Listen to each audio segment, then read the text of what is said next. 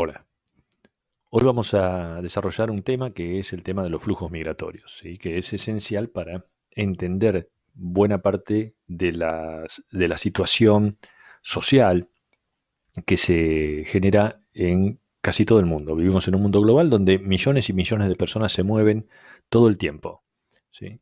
Esencialmente, obviamente, hacia los países más poderosos, los países centrales.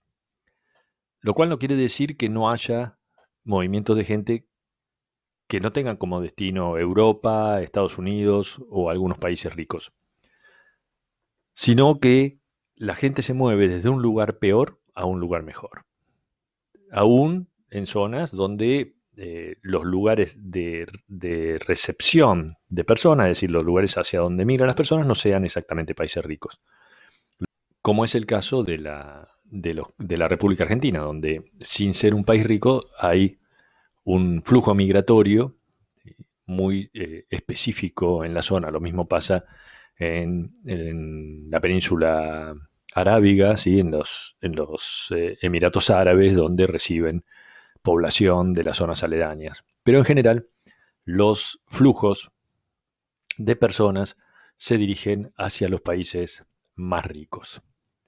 Una particularidad es que la humanidad se ha vuelto a mover, se ha vuelto a desplazar. Y se desplaza por diversas razones. Se desplaza por turismo, ¿sí? Casi 1.000 millones de personas se mueven al año por turismo. Se mueven por estudio, ¿sí? Hay mucha gente que se mueve por estudio, por avanzar en su desarrollo personal y profesional. Se mueve por trabajo destinado, aquí llamaríamos más que todo a cuestiones que tienen que ver con la gerenciación, ¿sí? Con trabajos específicos o profesionales. Pero también hay mucha gente que se mueve por desesperación. Esto es, huyendo de sus países, acuciados por la penuria económica y en algunos casos por persecuciones de carácter religioso o de carácter político. 200 millones de personas más o menos es el número de gente que migra, ¿sí? El número de inmigrantes en el mundo ronda ese porcentaje, 200 millones de personas, un 3% aproximadamente de la población mundial, ¿sí? Tenemos allí una enorme cantidad de gente moviéndose. Con una particularidad, los capitales, ¿sí? El dinero en el mundo es móvil, en este mundo global, donde todo tiende a moverse libremente. El dinero, los capitales se mueven libremente, los bienes y servicios se mueven libremente, ¿sí? Dándole forma a un comercio global de extraordinarias dimensiones. La información se mueve libremente a través de las redes, de manera instantánea, de manera inmediata, pero las personas no, ¿sí? Las personas no se mueven libremente. Las personas requieren toda una serie de documentaciones para moverse. Y si las personas se mueven por desesperación en búsqueda de trabajo, mucho menos todavía. Si ese es el movimiento, entonces el mundo se cierra, se llena de muros, ¿sí? En este mapa simplemente vemos los muros, ¿sí? Que no solamente es el publicitado y tan difundido muro que eh, se pretende construir en su totalidad para dividir Estados Unidos de México, sino que en muchísimas partes del mundo hay muros que separan una población de otra. Por lo tanto, estamos en presencia de una particularidad, que es que en este mundo global de flujos libres, el flujo de personas buscando trabajo no es libre. De todos modos, hay una enorme cantidad, como decíamos, de personas que se mueven. 6,4% de la población europea es una población de carácter migrante, es decir, es extranjera. Del mismo modo, el 14% de la población norteamericana es inmigrante. La diferencia está esencialmente en que eh, Estados Unidos ha sido tradicionalmente un país con una historia de migraciones muy fuerte, como casi toda América, como la Argentina, por ejemplo.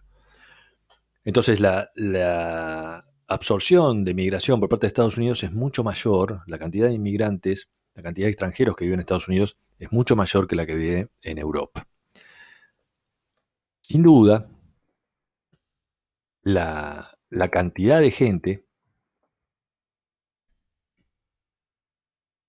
se puede observar en Estados Unidos, ¿sí? Extranjera, inmigrante, cerca de 50 millones de personas, más que toda la población de la Argentina, por ejemplo. Después Alemania, ¿sí?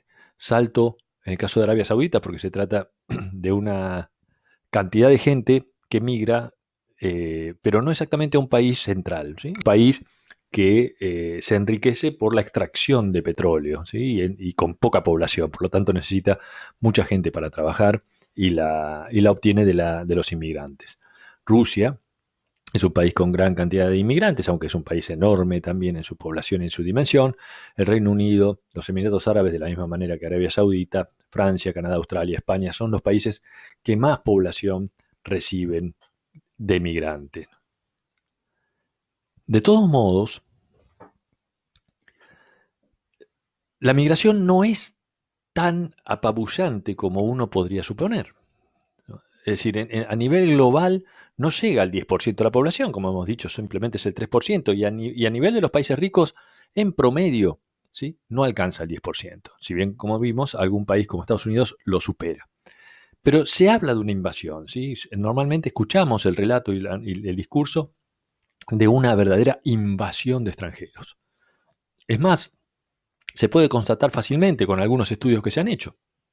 En este cuadro lo que podemos observar es, en diversos países, en rojo, cuál es la percepción de la cantidad de gente extranjera que vive en ese país, y en negro la verdadera cantidad. Digamos, por ejemplo, en Suecia, los suecos creen que el 25% de su población es extranjera, cuando en realidad es el 16%. En Irlanda, los irlandeses creen que el 23% de su población es extranjera, cuando en realidad es el 16%. En España se cree que es el 22%, cuando en realidad es el 14%, y así sucesivamente. Como vemos, hay casos extraordinarios de percepción errónea. Francia, por ejemplo, cree que es un 26%, cuando en realidad es un 12%. Es decir, la cantidad de gente que vive en un país no se condice con la percepción que la población de ese país tiene sobre la cantidad de extranjeros. Es decir, se cree que son más. Por eso se lo vive como una invasión también. Porque se estima, ¿sí? La sensación social, ¿sí? La percepción social es equivocada.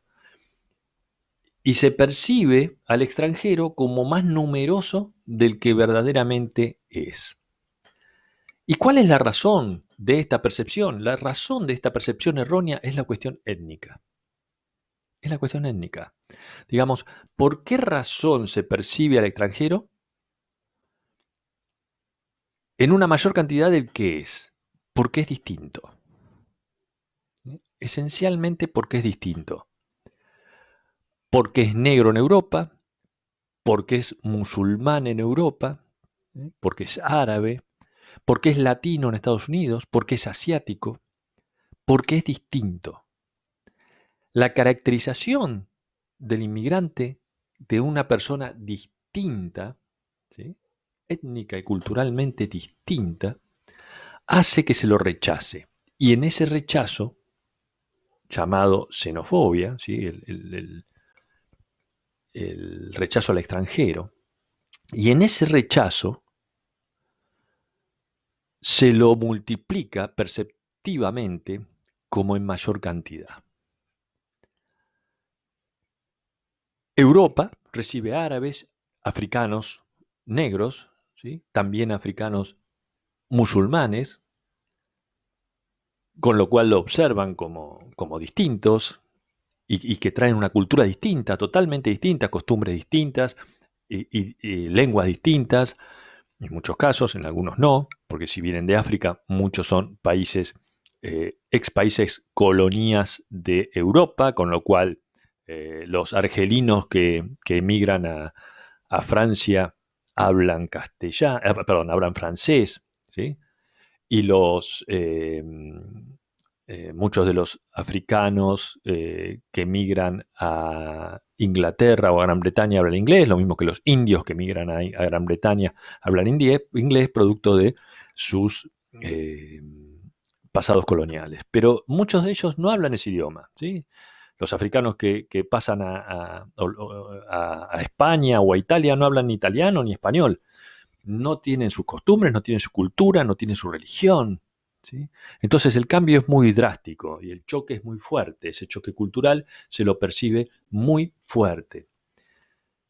Y en Estados Unidos pasa lo mismo con latinos y con asiáticos, ¿no? Es decir, el 25% de la población extranjera eh, de Estados Unidos, el 25% es población latina y el otro 25% es población asiática. Y de los latinos, 2 de cada 3 son mexicanos, porque obviamente están al lado, ¿sí? Y con una enorme población y una enorme frontera terrestre, ¿no? Donde ahora, desde hace unos años, se ha puesto fragmentariamente un muro, ¿no? Y la búsqueda de que ese muro se logre contener esa población mexicana que migra hacia los Estados Unidos.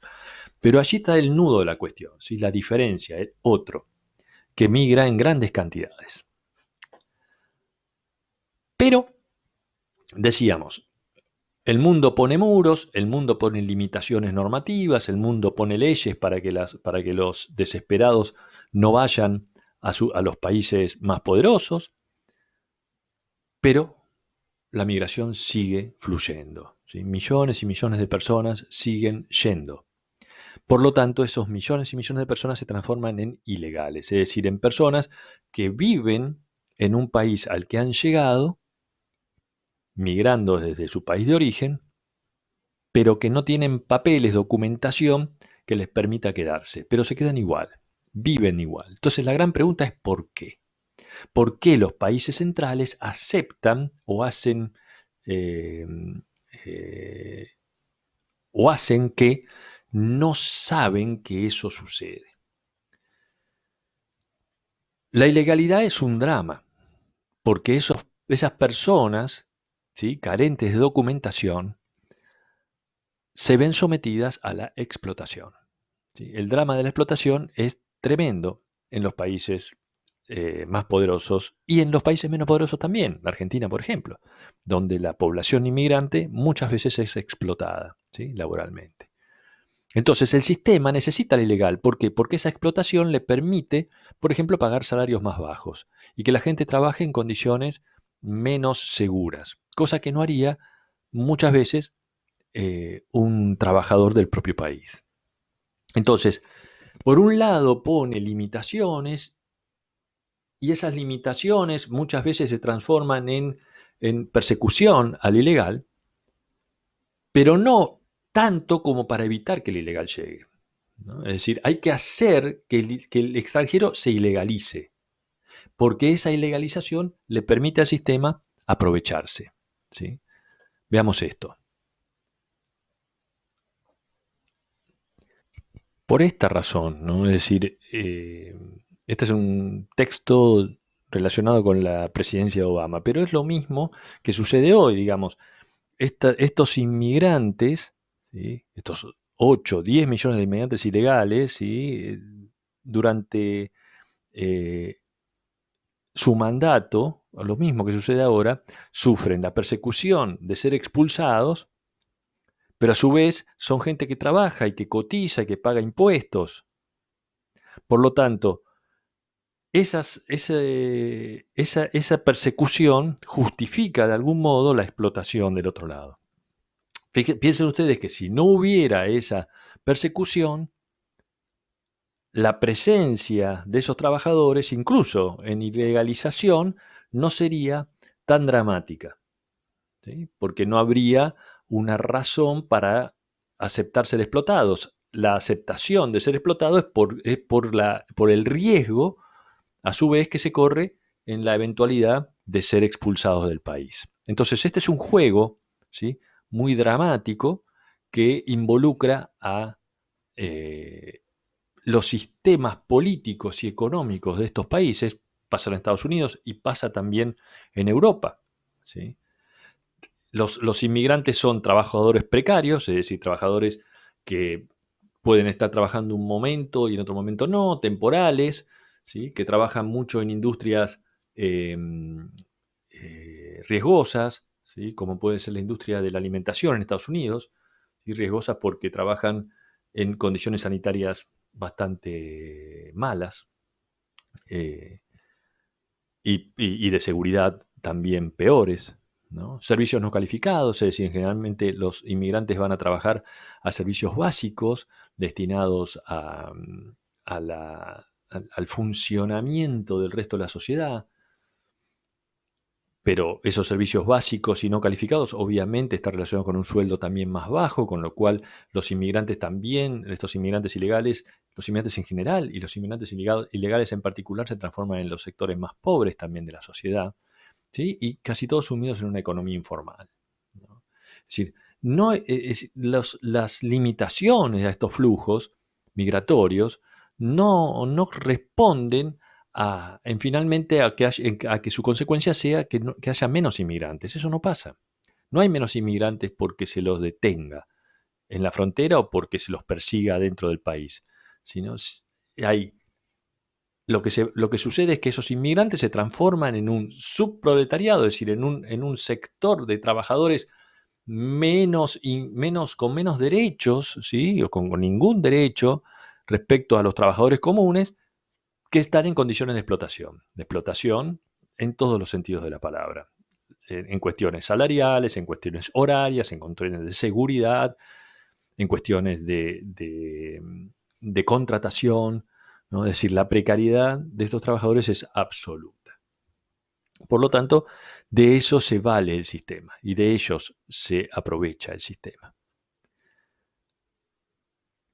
Dijimos que se dificulta su ingreso. Claro que sí, se dificulta su ingreso como observamos en ese mapa, marcando la frontera entre Estados Unidos y México, ¿no? Donde se construye este muro tan discutido que en la era de Trump ha sido muy difundido como una supuesta solución al tema de la inmigración ilegal, ¿sí? Ahí ven que en las partes rojas el muro ya existe, ¿sí? Lo marcado con rojo, y en las partes azules es el muro que está proyectado, ¿sí? Ir creciendo. Está claro que se trata más de nuevo, más de una intención de limitar o de establecer algún tipo de restricción que un impedimento, ¿sí? Se observa que la presencia del inmigrante no apunta a disminuir, ¿no? La desesperación no tiene ningún tipo de limitaciones. Por lo tanto, al inmigrante no se lo termina excluyendo. No es que se lo pare en la frontera y se lo mande de nuevo a su país. No está pasando eso. Lo que sucede es que se lo termina incluyendo clandestinamente. Y a veces esta clandestinidad, lamentablemente, hace que el inmigrante termine, por ejemplo, en redes vinculadas con el crimen, ¿sí? Esto es muy común. Y no tiene que ver con la característica y la condición del inmigrante, sino que tiene que ver con su ubicación final dentro del esquema de funcionamiento de la sociedad a la que llega. Y muchas veces esa sociedad coloca al inmigrante en el enigma de sobrevivir en base a la criminalidad, como puede ser su participación en redes de tráfico de estupefacientes, de prostitución, eh, contrabando de productos, todo tipo de eh, acciones ilícitas. Finalmente, entonces, se lo persigue internamente y muchas veces se lo recluye. Por ejemplo, todos esos puntitos son todos los centros de reclusión de inmigrantes que se encuentran distribuidos por Europa. Fíjense que hay casi, de hecho no hay país que no tenga un centro de reclusión en su territorio. Esos centros de reclusión lo que hacen es retener al inmigrante que ha sido detectado como ilegal, lo detienen, es una mezcla entre una prisión y una especie de lugar de estadía, Es decir, está privado de su libertad, aunque las condiciones de reclusión son menos graves que una prisión. Y ahí pueden pasarse un mes, 2 meses, un año, 2 años, esperando que se defina su situación, si se los deja entrar o no. Y esos centros de reclusión existen en Europa, existen en Estados Unidos y en otras partes del mundo. ¿Qué pasa en Argentina? La inmigración en Argentina, también, como decíamos antes en el caso de Estados Unidos, Argentina es un país que se construyó en base a la inmigración. ¿Sí? Fíjense que cuando se hizo el primer censo, en 1914 el 30% de la población argentina era extranjera, ¿sí? Mucho más de lo que hoy, el doble por ejemplo, de lo que hoy existen extranjeros en Estados Unidos. Y Estados Unidos hace todo un discurso bastante sólido en su expresión y dramático sobre la presencia de inmigrantes extranjeros en su territorio. Bueno, tienen la mitad de lo que existía en Argentina un poco más que un siglo atrás. Argentina recibió muchos inmigrantes al principio del siglo XX, fin del siglo XIX, al principio del siglo XX, y después fue disminuyendo. Y como ven en los sucesivos censos nacionales de población, cada vez hubo menos población extranjera, hasta llegar al censo del 2010, donde la población extranjera, ¿sí?, se establece a partir del 2001 y ya del 2010 entre el 4 y el 5%. Volvemos al punto, no es tanta. Seguramente si preguntásemos a muchas personas en la calle, en cualquier situación, en el trabajo, en la familia, cuánta población extranjera vive en Argentina, que arriesgaran un porcentaje, diríamos que la mayoría, amplísima mayoría, diría que es más que el 5%. Pero es el 5%. Con lo cual, volvemos a la pregunta, ¿no? ¿Por qué? Y volvemos a la misma respuesta. También en Argentina, la composición étnica nos hace suponer que existen más extranjeros de los que creemos. Y ahí hay una de las explicaciones. El total de extranjeros provenientes de países limítrofes ha crecido sostenidamente. Así como el total de extranjeros en la población general del país ha disminuido consistentemente, del mismo modo ha aumentado consistentemente dentro de esos extranjeros la proporción de extranjeros provenientes de los países limítrofes o de los países latinoamericanos en general. Y hoy, ¿sí?, más del 70% de los extranjeros, es decir, más del 70% de ese 5%, está compuesto de población de países limítrofes. Esto es Uruguay, Brasil, Paraguay, Bolivia y Chile. Pero si eso lo llevamos a otros países latinoamericanos de los que en los últimos años han llegado consistentemente también población extranjera, como puede ser el caso de Perú, de Ecuador, de Colombia y de Venezuela, tendríamos allí seguramente más del 80%, casi el 90% de la población extranjera que vive en Argentina. De nuevo, la composición étnica nos dice el porqué del rechazo al inmigrante.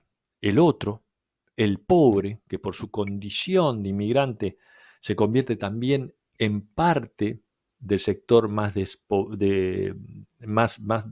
expuesto y menos beneficiado de la sociedad, ¿sí? La pobreza es la condición más habitual del inmigrante.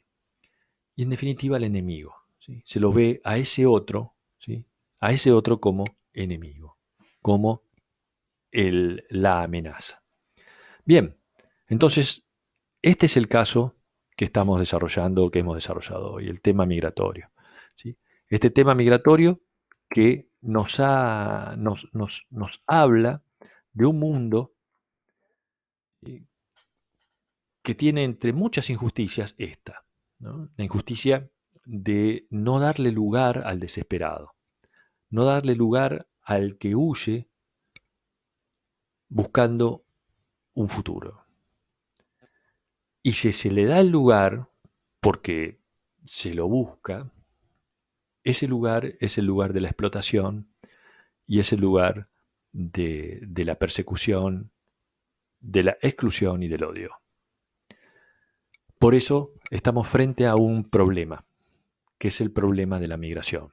Pero no un problema por el contenido de la migración, sino por la forma en que este siglo XXI y este sistema global considera al extranjero que migra en busca de una suerte mejor de la que huye.